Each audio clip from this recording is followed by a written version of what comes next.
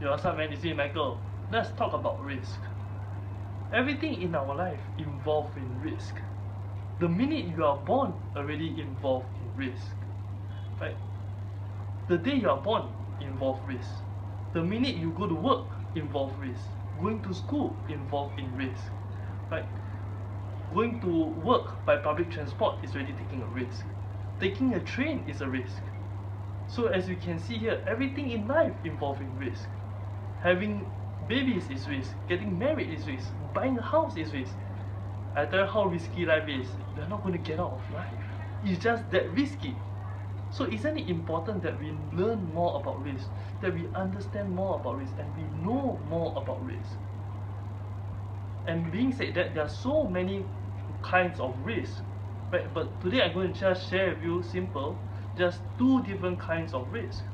First kind is the dumb and stupid kind of risk, and the other is the smart and intelligent risk.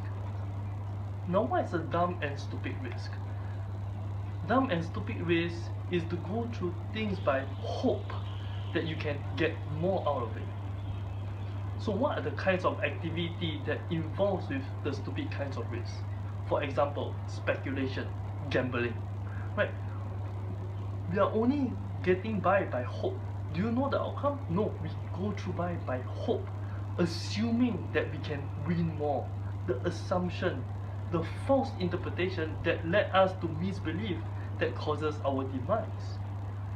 So now, what about the smart risk? What about smart risk? What is a smart risk? Smart risks are those whereby you actually take the deliberate time to do the homework, to do the research and study more about what is the company's background, how the company has been doing. Right? For example, their PE ratio, their annual report. You study them. You take a look at what is happening at the economy, and then you take a study at what is their company financial status before making that investment.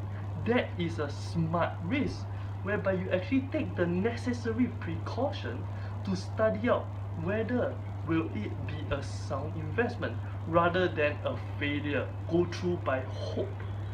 You see, there are so many people in the markets today that have already gone through hope and they failed because they failed to take the necessary study, right? So many bonds such as Swiber, Cisco, right? They all have busted out. Many people have been hurt. So in order to prevent getting hurt, we have to take precautious measures by studying them. Alright, I have to admit that I also have been hurt before, right? I also did not know that. But we guys do not have to follow the same mistakes as I did. I already made that mistakes. Sharing the mistakes that I did, we now understand where we have gone wrong, so that can we adjust our strategy and become much wiser, much better. As you can see now, as we age, as we grow older and as we age, our risk appetite tend to shrink down. First of all, because of responsibilities, right? We get married and housing loans, everything, our risk appetite tend to shrink. As a result, we tend to go for the safety and security. That's normal. So when is the time for you to actually get more risky, hold more risk, go more all out? When is it? The time when you have less obligations, when you're young.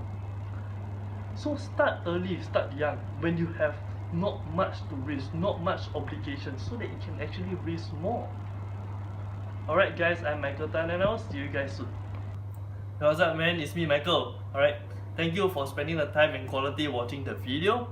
Alright, there's two things you can help me out now. First of all, is to spread among your friends, peers, colleagues, whoever you may find noticeable that they may need some help in this area. Right? Share them such information, and it's free, right? Share them the information.